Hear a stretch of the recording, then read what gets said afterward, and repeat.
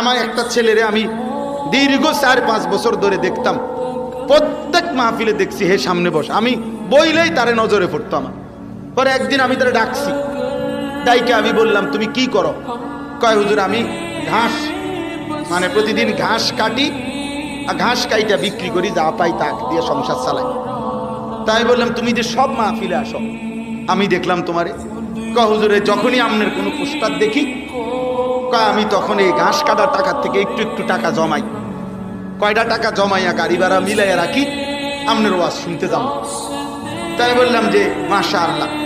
তো আমি বললাম যে তো আর কিছু কইবানি? কওদের আমার জীবনের একটা স্বপ্ন আছে, বানিয়াচং হবিগঞ্জ তার বাড়ি। আমি বললাম কি স্বপ্ন কও?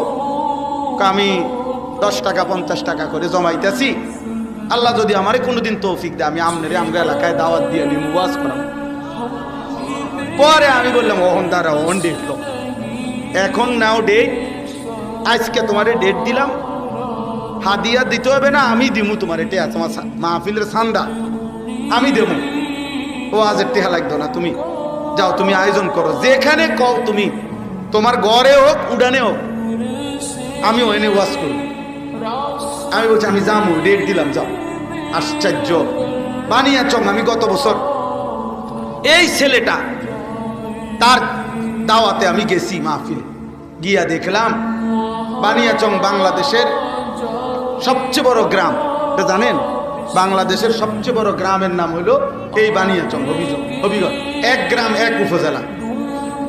হ্যাঁ হ্যাঁ, এটা গ্রাম একটাই, একটা উপজেলা, বুঝছেন নি হুজুর?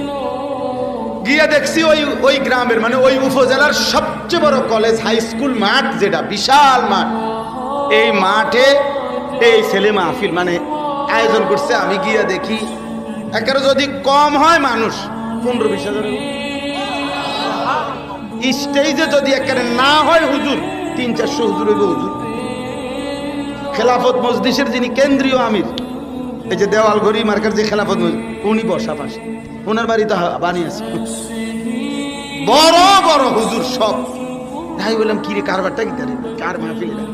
হুজুর কইছি তো আমার আইয়া এলাকা, আমার আর দৈর্য দিছে না, সব আলেম ওলামা পাবলিক মিল্লা এই মাহফিলে এত